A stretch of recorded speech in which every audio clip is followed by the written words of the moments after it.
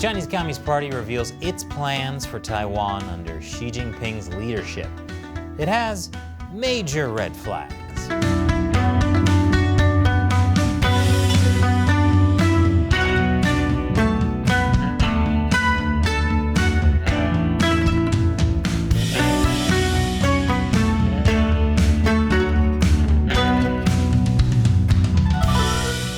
Welcome to China Uncensored. I'm Chris Chappell.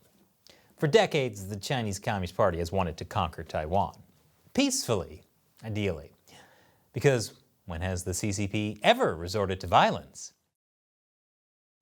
Besides all those times.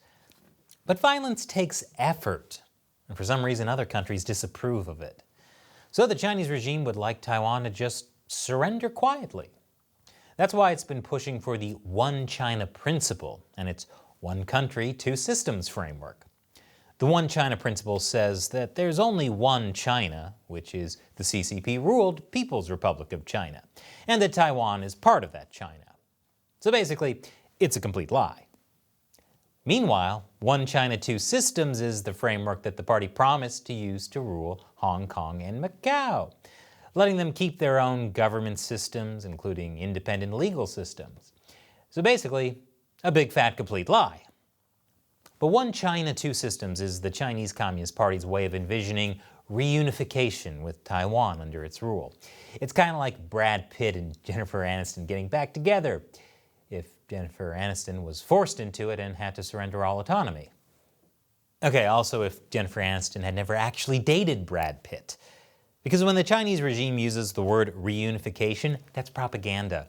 The People's Republic of China never had Taiwan in the first place. So Taiwan, as a functioning democracy with its own laws, military, and government, isn't interested in surrendering to the Chinese Communist Party. Not that the party cares. Let's just say the CCP is not big on consent. Last week, the Chinese regime released its Taiwan White Paper, outlining its plans and promises for Taiwan. It's the first Taiwan report issued under current Chinese leader Xi Jinping. The last one came out more than 20 years ago.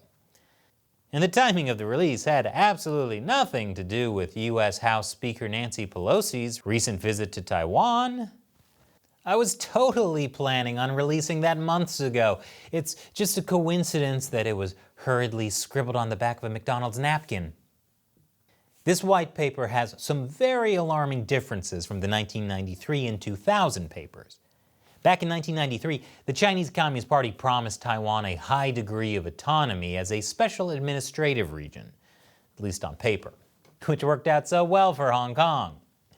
This includes allowing Taiwan to have its own administrative and legislative powers, an independent judiciary, and power to run its political, military, economic, and financial affairs, which worked out really well for Hong Kong.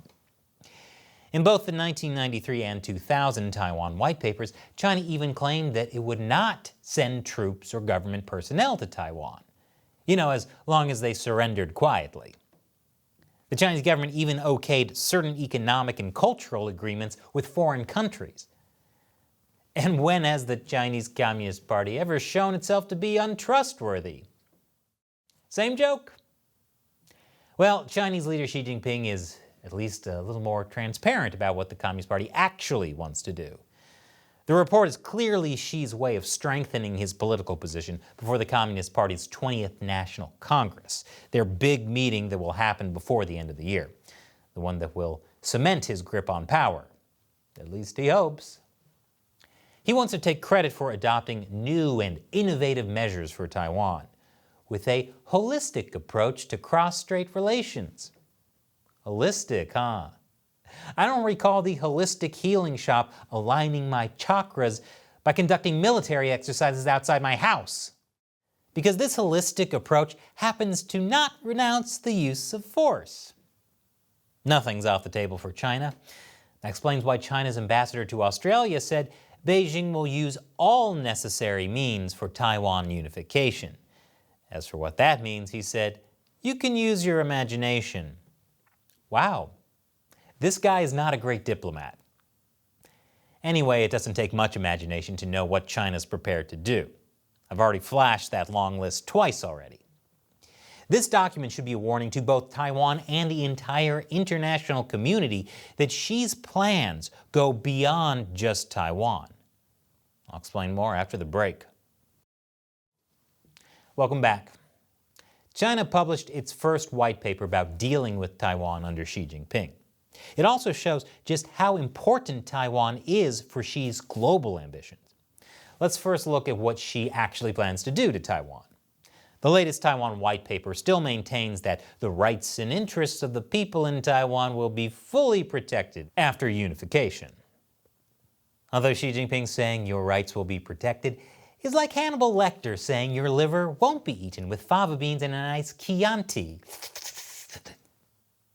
The white paper also promises to continue Taiwan's social system and a high degree of autonomy, which again worked out great for Hong Kong.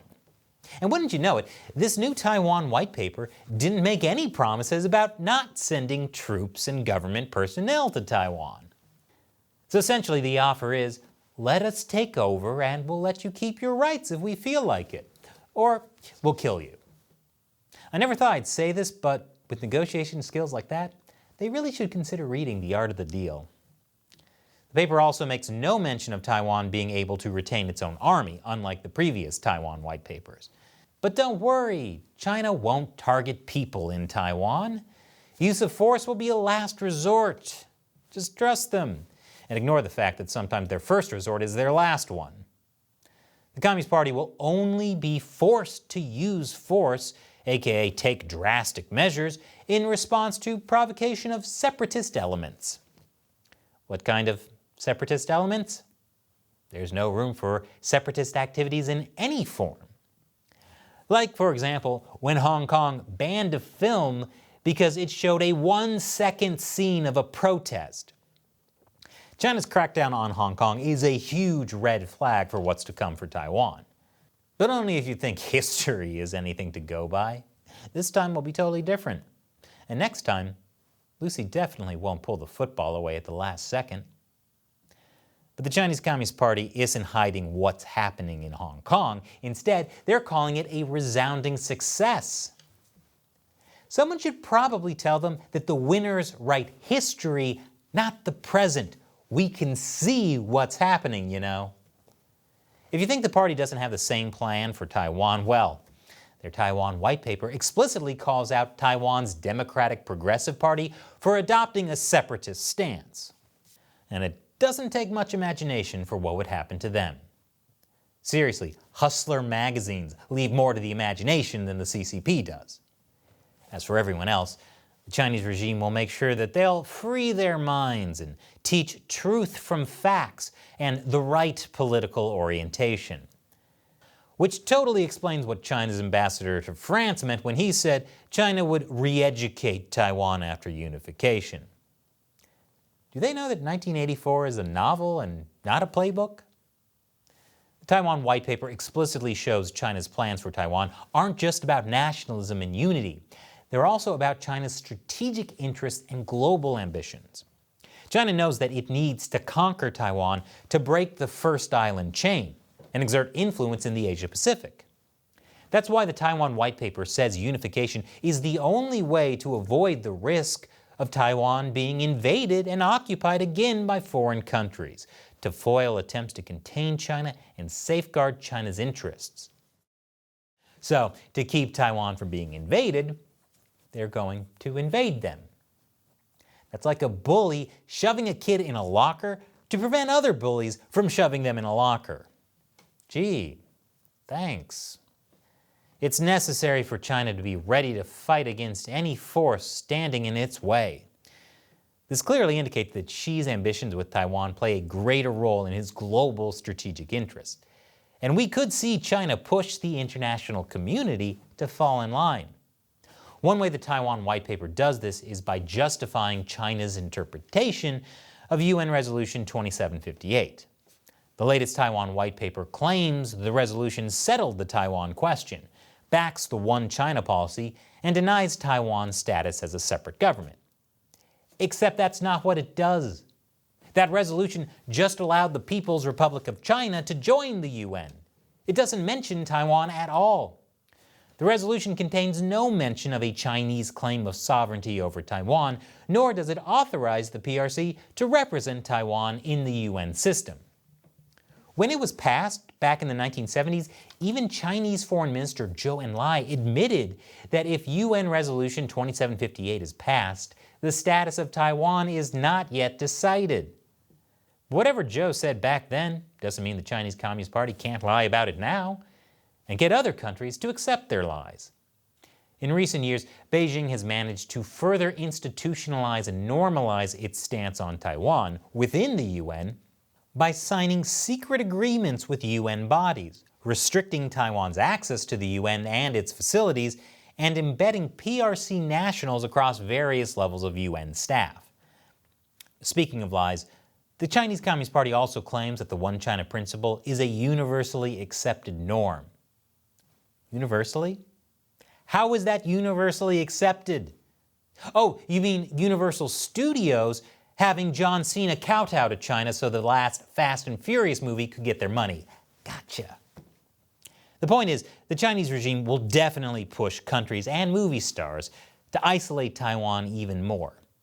It's pretty much a joke when the Chinese Communist Party says domination over Taiwan would bring world peace, prosperity, stability, and human progress. But hey, who doesn't want to see Brad and Jennifer get back together by any means necessary? So what do you think? Leave your comments below. And remember, China Uncensored is supported mainly by viewers. So visit patreon.com/China Uncensored. Contribute $1 or more per episode. We rely on your support to help us keep making episodes like this. Once again, I'm Chris Chappell. Thanks for watching China Uncensored.